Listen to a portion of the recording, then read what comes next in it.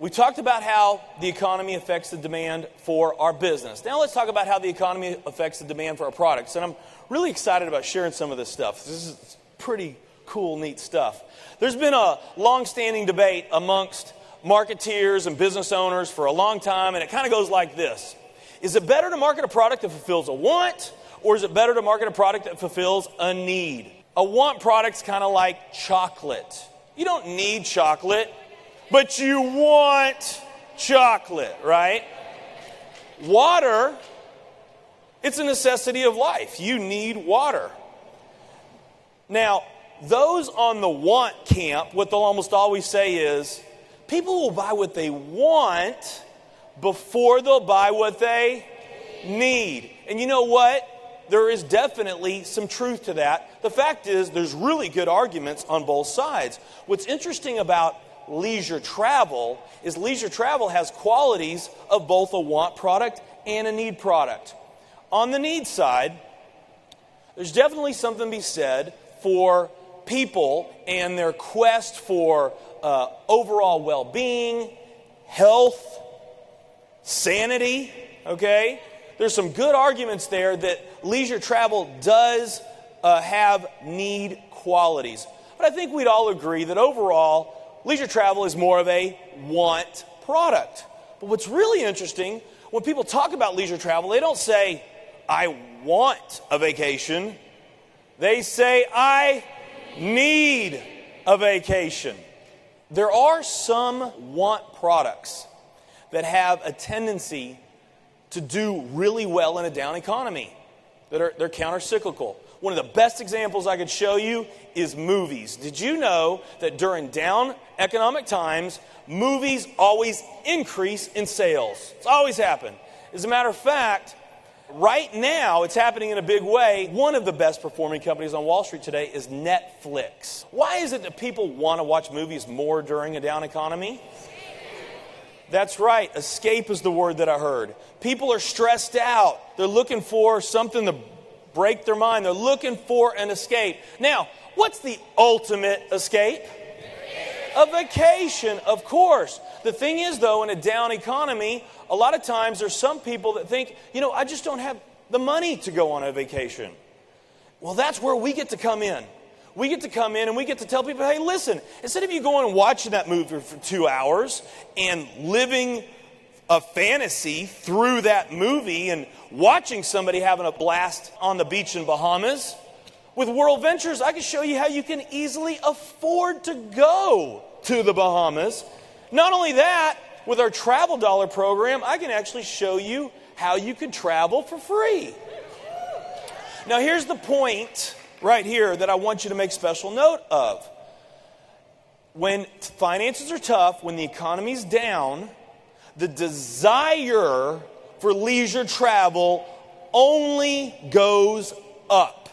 It is higher than at any other time. Why is that? Because people are looking for and they need an escape, and a vacation is the perfect escape. Okay? Now, if travel sales as an industry, if the sales do decline, which I will tell you rarely occurs, unless we're in a pretty serious recession like we are now. If travel sales as an industry go down, a couple things happen that really play to our favor. The first one has to do with our suppliers. Now, our suppliers are very different from like a traditional manufacturing company. Let's say that you owned a men's shirts manufacturing company, and the demand for men's shirts goes up. When that demand goes up, you start to produce and manufacture and sell more shirts. If the demand goes down, you produce and manufacture less shirts, right? And if you had any excess inventory, you can hold that inventory and then you can sell it later. So according to your demand, your costs will go up and down. Now, with our suppliers, it's a much different situation. And I'm talking about the hotels, the resorts, the cruise lines that we do business with. Because when the demand goes up, what do? They build more cruise ships, they build more hotels, they build more resorts. When the demand goes down, here's their costs. Demand goes down. Their costs don't go down for the most part. They can't take back what they built, okay? And their inventory, their unused inventory, those hotel cabins and cruise ships, it's like perishable goods, vegetables and fruit sitting on the produce shelves. They only last for a certain time. You got to sell them or they're gone. They have the exact same situation. So this puts them in a not so good situation if travel sales go down for them. Okay, because the way we do business, or one of the ways we do business since we've launched this company, is we go out, we reach out to our suppliers, which we have really good relationships with, and we negotiate the very best prices we can in behalf of our members, and we're able to get some amazing rates because of our business model. What's happening more and more, and it's only increasing, instead of us now reaching out to them, they're calling us up. And let me tell you something, that does put us in a better negotiating position, and they are much more motivated to work with us on price. So it's a real win for us. We get better pricing. And one of the reasons why they're calling us up, by the way, is because they know we have a very unique, special ability. If there's a week or a month or whatever that is really low in sales, we have the ability to put a lot of people at that location and on those dates in a way that no other company can. So our suppliers are our partners. We get a chance to go and we help our suppliers. They need us. We fill a need. We become the hero to our suppliers.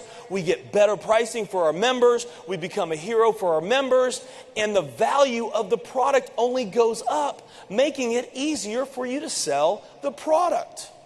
Now, what just recently happened that's only amplifying this situation is what Wall Street calls the AIG effect.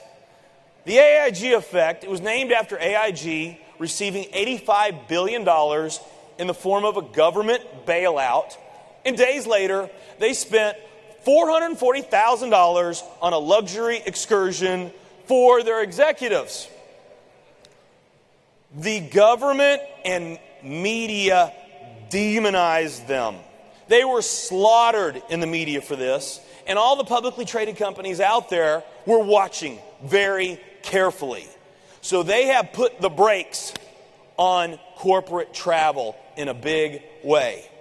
Now, fortunately for us, we're a leisure travel company, so it doesn't really affect us. Who does it affect? Let me tell you something.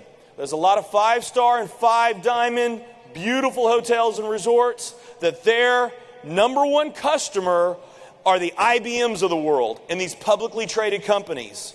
So again, they're in need of us more than ever. So what you can expect to see in the future is a program and pricing that's just going to continue to get better and better and better and more in need in today's times.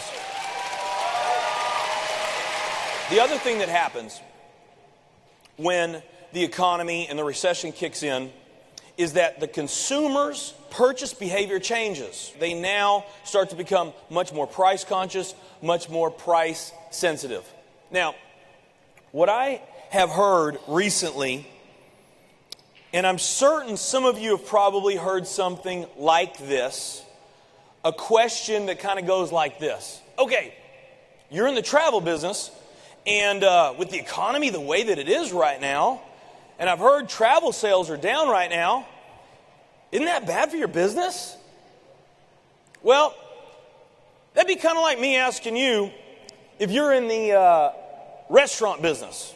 Hey, the economy's down. People are spending less money at restaurants right now.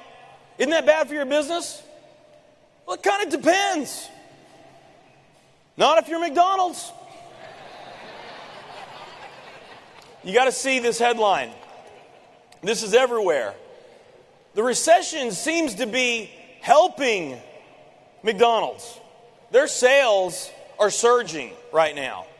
As a matter of fact, fast food restaurants as a whole are known to be countercyclical. It'd be kind of like me asking you the question, if you own a consumer goods business, if I said to you, wow, with the economy the way it is, consumer goods sales are down. Isn't that bad for your business? Well, not if you're Costco. Not if you're BJ's Wholesale Club. Not if you're Walmart. Because they're all having amazing sales right now. This is seeming to work in their favor. Wall Street Journal, right on the cover. Battered store sales. It shows these big name department stores, all their sales are down. There's one that is up. Does anybody recognize that brand? Walmart. Did you know that since then, their sales growth rate is about 3 to 4 times that? Okay? And this next article talks about it. Wall Street Journal, business section. This is the quote from that article. Walmart posting its best sales performance in 9 months. Sales at stores open a year rose 5.1%, twice the rate that analysts had expected. The next article. This is my favorite article to show you. This was the cover of the money section of USA Today. Some companies say there's a recession, and it talks about how there's some companies that do well in a recession. And they feature 4 companies in this. Now, one of the companies they're talking about is Walmart, but that's not the company that they're showcasing. The company that they're showcasing is, get this, a travel, leisure, vacation company. Okay? Now, they're a much different business than ours. They're not really a competitor, but they're a travel, leisure, vacation company. That's the company that they're featuring. And this company is rocking. I mean, their 2008 sales were 57% greater than their 2007. It's not as well as we're doing, but, there's not a lot of companies that are growing like we are, right? Now, on this article, the picture there that's front and center, it shows this guy up high, standing tall, right? That's the owner of the leisure travel vacation company. And in this article, USA Today, they talk about the king of the recession. And I'll tell you, it's not Walmart who they're talking about. You know who they're talking about? The king of the recession. The king of the recession is this leisure travel vacation company. How strong is that? So, does that give you a little ammo when somebody's asking you about how does the economy affect our travel business? So why is this happening? Chicago Tribune, travelers won't stay home despite lots of uncertainty. And then it goes on to say, American travelers are trading down but not out.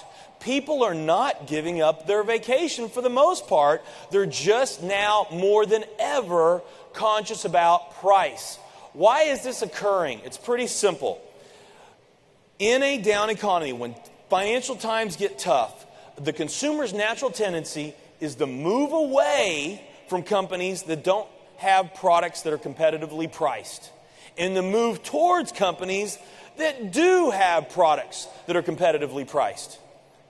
This is bad for companies like Neiman Marcus and Saks. This is good news for Kohl's and TJ Maxx. This is bad news for companies like the Sharper Image. This is good news for Best Buy. This is bad news for Mercedes. This is good news for Toyota. This is bad news for most network marketing companies. Why? Because most network marketing companies, I'm sorry, they just don't have a pricing model like we do. I mean, most companies don't have a pricing model like we do.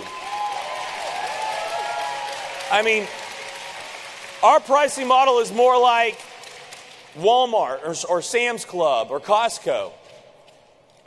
Most network marketing companies, if you don't know this, especially if you're new to the industry, most network marketing companies are not known for having good prices. Now, there's some great companies out there that have really good quality products, but they're not known for great pricing. So this tendency for the consumer to move away to better priced companies is bad for most network marketing companies, but it's really good for World Ventures. Very good. And this gives us a unique competitive advantage, especially in the network marketing industry. Another thing that happens with this shift in behavior that really works to our benefit in a recession, this advantage allows us to gain customers that we might not have ever gained before. Okay, I'll give you an example. Let's say that you are used to shopping at a high-end grocery store like a Whole Foods. And you've shopped there for years, but now all of a sudden, because of what's going on in the economy, you lost your job or you're downsized or whatever happened, and now all of a sudden, money is an issue. So you decide to give the new Super Target in the neighborhood a shot. And you probably wouldn't even step foot in that Super Target if it wasn't for the economy. Now, what happens when you go there, Target now has a chance, if they do their job right, of gaining a customer for life. If when you go into that Target and you're shopping and you're like, wow, a lot of the products that I found at Whole Foods, they're available here. As a matter of fact, there's a lot more variety. The pricing is much better. I really like the atmosphere. The service is great. If that customer has the right experience, Target really has a chance of locking that customer in for life, even when the economy turns around. The same thing is happening for us. There are people that saw or heard of World Ventures a year ago, 2 years ago, and they heard about our great pricing, but they never really even took a close look at us. Why? Because it just didn't grab their attention. Now, all of a sudden, it's important, right? And so they get involved with World Ventures now. The hook is the good pricing. And now instead of them going to straight to the vendors like Intercontinental or Four Seasons, they're coming to us. They come for the good pricing, but then we emotionally lock them in with our social aspects and our culture and our lifestyle. Okay, so this is a big opportunity for all of us. This, any way you look at it, it's a win, and it's a win, and it's a win.